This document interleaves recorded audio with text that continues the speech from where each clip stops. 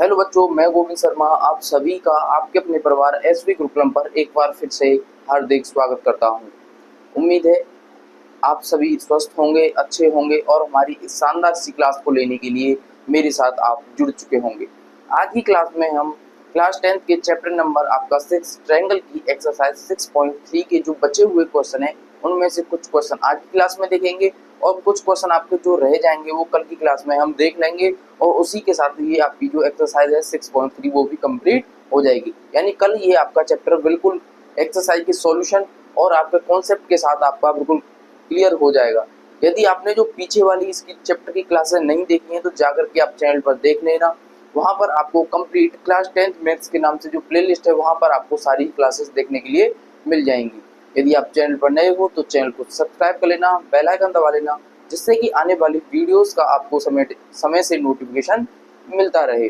और यदि आपके ग्रुप में कोई भी बच्चा हो जो मैथ्स को अच्छी तरीके से पढ़ना चाहता हो और उसके साथ एक्सरसाइज के अपने सॉल्यूशन भी देखना चाहता हो तो उसके लिए हमारा जो चैनल है बहुत ही लाभदायक होने वाला है।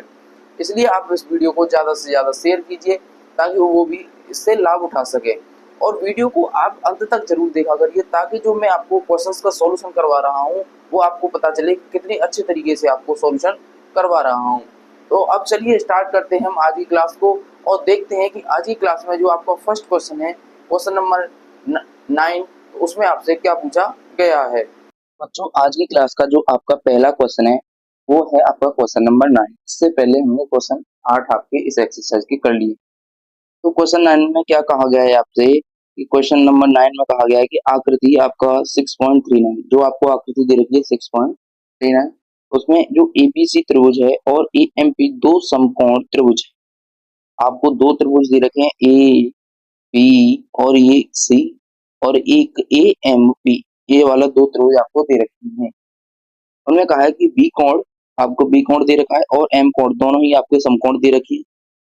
तो सिद्ध करना है कि त्रिभुज एबीसी और त्रिभुज एएमपी आप क्या होंगे, समरूप त्रिभुज होंगे। क्या होंगे, समरूप त्रिभुज होंगे। तो चलिए आइए प्रूव करते हैं। तो यहाँ से अब एक त्रिभुज आपका एबीसी एंड त्रिभुज एएमपी में यदि आप देखोगे तो आपको एक एंगल तो मिलेगा, एंगल एम बराबर एंगल बी, ये तो आपके होंगे 90 डिग्री। क्या हुआ, 90 डिग्री। यानी एंगल एक तो एम मिल गया और एक एंगल बी मिल गया, ये दोनों ही क्या हो गए आपके 90 डिग्री पे। तो एक एंगल मिल गया आपको। और जब दोनों में ही देखोगे तो त्रिभुज सी ए बी और एम ए पी, तो एंगल ए क्या होगा आपका, ओवेनिस्ट होगा, यानी कॉमन होगा। क्या होगा, कॉमन। तो दो एंगल आपको क्या बराबर देखने के लिए मिले। क्या कर सकते हैं, एंगल एंगल से आपके क्या होंगे, त्रिभुज कसौटी से क्या होंगे, त्रिभुज एबीसी और त्रिभुज एएमपी क्या होंगे, समरूप आपके सिद्ध हमने करें। तो इस प्रकार से आपको ये प्रूव करना था। अब इसी में आपको एक क्वेश्चन दे रखा, C A upon P A, C A upon P A, B C upon M P, ये आपको प्रूव करना है कि ये संख्या के क्या होंगे, रेशियो में इक्वल होंगे। तो सबसे पहले तो आप क्या करोगे, दोनों ही त्रिभुजों को, ये तो आपका पहला। अब आपको क्या करना है, पहले तो आप दोनों ही त्रिभुजों को क्या करोगे, क्या करोगे, समरूप सिद्ध। पहले तो हमको समरूप सिद्ध करना है जो हमने अभी ऊपर किया है। इस प्रकार से आपको सिद्ध कर लेना है कि ये दोनों त्रिभुज क्या होंगे, समरूप सिद्ध। तो जब दोनों ही साइड्स की करोगे आप, तो हम जब दो त्रिभुज समरूप होते हैं तो उनकी जो संगत भुजाएं होती हैं उनका अनुपात भी क्या होता है आपका, बराबर देखने के लिए आपको मिलता है। तो जब बड़े वाले त्रिभुज को देखोगे तो ए ए टी और सी, इस वाले त्रिभुज में, और इस वाली जब त्रिभुज में देखोगे तो यानी कि ए सी हो जाएगा आपके ए पी के बराबर। किसके बराबर, ए सी अपॉन हो जाएगा ए पी, यानी ए सी अपॉन ए पी बराबर हो जाएगा आपका एम पी, और ये क्या है आपका सी बी, क्या है सी बी। तो B C upon M P, ये आपको प्रूव करना था। पहले तो आपको क्या करना है, पर समरूप सिद्ध कर लीजिए। समरूप सिद्ध कर लेते हैं तो हमको पता है कि जब यदि दो त्रिभुज समरूप होते हैं तो उनकी संगत भुजाएं क्या होती हैं, उनका जो अनुपात होता है वो भी आपको बराबर देखने के लिए मिलता है। तो यही आपको प्रूव करवाया। तो समरूप सिद्ध कीजिए और फिर आपको एक कंडीशन याद रखनी है, तो संगत भुजाओं का अनुपात, संगत भुजाओं का अनुपात का अनुपात वो क्या होता है, बराबर। क्या होता है, आपको बराबर देखने के लिए मिलता है। ये कंडीशन आपको ध्यान रखनी है कि संगत भुजाओं का जो अनुपात होगा वो क्या होगा, आपका बराबर देखने के लिए मिलेगा। उम्मीद है ये क्वेश्चन आपको अच्छे से समझ में आ गया होगा। तो अब चलते हैं अगले क्वेश्चन यानी क्वेश्चन नंबर 10 की तरफ और देखते हैं कि आपसे इसमें क्या पूछा गया। तो क्वेश्चन नंबर 10 जिसमें आपसे कहा गया है कि सी डी और जी एच क्रमशः त्रिभुज A B angle A C B और एंगल ई जी एफ के ऐसे समद्वि विभाजक हैं कि बिंदु डी और एच क्रमशः त्रिभुज एबीसी और त्रिभुज एफ ई जी की भुजाएं ए बी और एफ ई पर स्थित। तो सबसे पहले तो हम क्या करते हैं, दो त्रिभुज बनाते हैं। क्या दो त्रिभुज बनाओगे, ये हमारा एक त्रिभुज, एक हो गया हमारा ये त्रिभुज। उसने कहा है एक त्रिभुज कौन सा है, क्या है, और मान लीजिए आपको ए बी भुजा यहाँ पर दे रखी है, ए बी सी हो गया और दूसरा हो जाएगा एफ ई जी। ये हमने त्रिभुज माना है। तो यदि आपको देखोगे तो जो आपको डी दे रखा है वो किस पर दे रखा है, ए बी पर, किस पर, ए बी पर, और समद्वि विभाजक है एंगल सी का क्या है आपका समद्वि विभाजक। यदि आप इस प्रकार देखोगे तो यहाँ पर क्या दे रखा है आपको डी और एफ ई का क्या दे रखा है एच। ये भी आपका बिंदु जी का क्या है क्या है, बिंदु जी का समद्वि विभाजक। ये यहाँ तक आपको अच्छे से समझ में आ गया होगा। अब यहाँ पर दे रखा है कि पहली कंडीशन त्रिभुज एबीसी यानी त्रिभुज आपका एबीसी और आपका त्रिभुज एफ ई जी क्या दे रखा है आपको समरूप दे रखे। तो यहाँ से एक कंडीशन निकल करके आएगी, एंगल सी जो होगा वो एंगल जी के बराबर आपको होगा। क्या होगा, एंगल सी बराबर एंगल जी। एंगल ए बराबर हो जाएगा आपका एंगल एफ के और एंगल आपका बी बराबर होगा एंगल ई के। जब समरूप सिद्ध होते हैं, समरूप होते हैं दो त्रिभुज तो उनके जो एंगल होते हैं संगत एंगल वो क्या होते हैं, उनके बराबर देखने के लिए मिलते हैं। अब उसने एक कंडीशन कहा था कि जो एंगल ए सी बी और ई एफ जी एफ ऐसे हैं कि उनके समद्विभाजक हैं। क्या है समद्विभाजक, यानी जो पूरा एंगल है ये वाला, इसके ये भी भाग बराबर और ये भी भाग बराबर। इसी प्रकार यदि यहाँ पर देखोगे तो ये भी एंगल बराबर और ये भी एंगल बराबर हो, यानी कि जब यहाँ से देखोगे तो एंगल ए सी डी बराबर होगा आपका angle D A D C, ठीक है, ये चीज आ गया। दूसरी, जब एंगल में देखोगे एंगल एफ जी एच बराबर होगा आपका एंगल एच जी ई। यहाँ तक आप समझ में आ गया हो। अब आपको क्या करना है, अब आपको त्रिभुज लेना है ए सी डी एंड त्रिभुज एफ जी एच।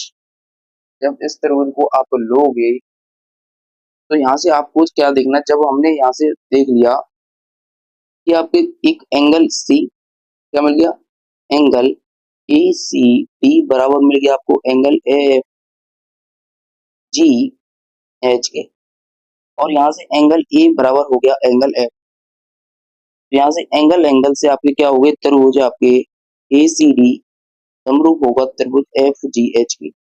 ये चीज आपको यहाँ से समझ में आ गई, यानी कि दोनों ही त्रिभुज क्या हो गए आपके समरूप सिद्ध हो गए। तो जो उनकी संगत हो जाए बात भी आपको क्या देखने के लिए मिलेगा, बराबर मिलेगा। क्या मिलेगा, यानी सी डी बजा के जो अनुपात में होगा वो क्या होगा, जी एच बराबर होगा आपका ई सी अपॉन एफ जी। और यही आपको प्रूव करना था, देख लीजिए यही प्रूव करना था जो हमने पूरी अच्छे तरीके से प्रूव नहीं था। उम्मीद है जो फर्स्ट पार्ट मैंने आपको करवाया वो आपको अच्छे से समझ में भी आ गया होगा। तो अब चलते हैं अपने सेकंड पार्ट की तरफ, देखेंगे उसमें कि आपसे क्या पूछा है। यदि यहाँ तक की वीडियो आपको अच्छे से समझ में आ गई हो तो एक बार वीडियो को लाइक कर दीजिएगा, चैनल को सब्सक्राइब करना ना भूलिएगा और वीडियो को एक बार शेयर जरूर कर दीजिएगा, ताकि आपके ग्रुप में कोई भी बच्चा हो जो मैथ्स को अच्छी तरीके से पढ़ना चाहता हो और कोई ऐसा प्लेटफॉर्म चाहता हो जहाँ से आपको एक्सरसाइज के साथ साथ उसके कॉन्सेप्ट भी क्लियर हो जाए, तो उसके लिए हमारा ये चैनल बहुत ही लाभदायक होगा। तो अब चलते हैं हम अपने दूसरे क्वेश्चन में, और दूसरे क्वेश्चन में देखते हैं कि आपसे कहा है कि त्रिभुज आपका डी सी बी यानी ये वाला त्रिभुज और आपका एच जी ई कौन सा, एच जी ई ये वाला त्रिभुज आपको क्या करना है, समरूप सिद्ध। क्या करना है, समरूप। जब समरूप सिद्ध करोगे तो यहाँ से आपने को एक ही चीज ध्यान रखनी है कि जो अभी हमने प्रूव किया था कि एंगल डी सी बी बराबर होगा एंगल एच जी ई के, यहाँ तक ये समझ में आ गया पहली कंडीशन। और दूसरी कंडीशन की एंगल बी बराबर होगा आपका एंगल ई के। अब यहाँ से हमको पता चल गया कि एंगल एंगल तो कंडीशन आ गई, उससे आपके क्या होंगे, ये दोनों ही त्रिभुज यानी कि त्रिभुज डीसीबी वो आपका समरूप होगा त्रिभुज एचजीई के। उम्मीद है ये आपको समझ में आ गया होगा, इस प्रकार से आपको सिद्ध करना था। अब इसी में अगला है त्रिभुज डीसीए, डीसीए ये वाला त्रिभुज और एचजीएफ ये वाला त्रिभुज। आपको ये तो हमने अभी किया था, उसी प्रकार कर लीजिए आप। ये हो गया आपका सेकंड, आपको थर्ड करना है। तो इसमें क्या देखोगे कि एंगल ए बराबर हो गया एंगल एफ। क्या हो गया, एंगल एफ तो होगा। ये हमने कहाँ से निकाला है कि त्रिभुज आपका एबीसी समरूप है त्रिभुज एफ ई जी के, यहाँ से कंडीशन मिली है। और दूसरा हुआ एंगल ए सी डी बराबर होगा एंगल एफ जी एच, यहाँ से हमको ये मिल गया। और अब आपके क्या कर पाओगे इसको भी, एंगल एंगल से जो त्रिभुज आपका डी सी ए होगा आपका समरूप होगा त्रिभुज एच जी एफ। ये भी कंडीशन आपको इसे समझ में आ गई थी। उम्मीद है इस क्वेश्चन में जो आपके तीनों ही पार्ट थे वो भी आपको अच्छे से समझ में आ गए होंगे। अब चलते हैं अपने नेक्स्ट क्वेश्चन की तरफ और देखते हैं कि आपका क्वेश्चन नंबर 11 में क्या पूछा है। तो साथियों क्वेश्चन 11 है जिसमें कहा गया है कि आकृति 6.40 में ए बी बराबर देखा है एसी, यानी कि ए बी बराबर दे रखी है एसी के बराबर दे रखी है, यानी ये साइड आपको इस साइड के आपको बराबर है। एक समद्विबाहु त्रिभुज एबीसी की बढ़ाई गई भुजा सीबी, सीबी जो भुजा है उसने ई बिंदु तक बढ़ा दी है पर स्थित बिंदु ई ये बढ़ाया है। यदि एडी जो एडी है वो आपका बीसी पर क्या है, पेंडिकुलर है, क्या है परपेंडिकुलर। और जो ई एफ है, ई एफ है वो आपका एसी भुजा पर है। तो सिद्ध करना है कि एबीडी यानी ए बी डी यानी ये वाला त्रिभुज है आपका वो ई सी एफ यानी ई सी एफ इस वाले त्रिभुज का आपके बराबर होगा, यानी ए बी डी। तो यहाँ से आपको एक चीज चेक करनी है। सबसे पहले तो उसने देखा है त्रिभुज आपका ए बी बराबर उसने दिया हुआ है एसी, क्या दिया हुआ है ए बी बराबर एसी। यदि किसी भी समद्विबाहु त्रिभुज में देखोगे यहाँ से आपको देखना है ये कहाँ से त्रिभुज आपका ए बी सी, तो आपके एंगल भी आपके बराबर होंगे, यानी एंगल बी जो बराबर होगा वो एंगल सी के होगा। क्योंकि समद्विबाहु त्रिभुज में आमने सामने की यदि दो भुजा बराबर होती हैं तो उनके आमने सामने के कोण भी क्या होते हैं, बराबर देखने के लिए मिलते हैं। अब आपको क्या करना है, त्रिभुज आपका एबीडी में देखना है और त्रिभुज ईएफसी में देखना है। एंगल एफ बराबर होगा आपका एंगल एडीबी, ये दोनों ही क्या होंगे आपके 90 डिग्री के हो। तो यहाँ से एक चीज तो हमको मिल गई। अब क्या करना है आपको, इस त्रिभुज में देखोगे तो एंगल बी आ रहा है, इसमें देखोगे एंगल सी आ रहा है। तो एंगल बी बराबर क्या हो गया, एंगल सी के। क्या हो गया, एंगल बी बराबर हो गया एंगल सी के। एंगल एंगल से आप क्या कह पाओगे, जो त्रिभुज आपका ए बी डी है वो आपका क्या है, समरूप है त्रिभुज ई सी एफ की। ये आपको कसौटी लग गई कि एंगल एंगल आपके दो जब आपके प्रूफ हो जाते हैं कि दोनों ही बराबर हैं तो वो त्रिभुज भी क्या होते हैं, समरूप आपके सिद्ध होते हैं। तो अब चलते हैं क्वेश्चन नंबर 12 की तरफ। तो क्वेश्चन नंबर 12 है जिसमें कहा गया है कि एक त्रिभुज एबीसी की भुजाएं एबी और बीसी का माध्यिका एडी है। एक अन्य त्रिभुज पीक्यूआर, यानी कि आपको एक त्रिभुज दे रखा है ये वाला, एक दूसरा त्रिभुज ये वाला एबीसी है, दूसरा है आपका पीक्यूआर।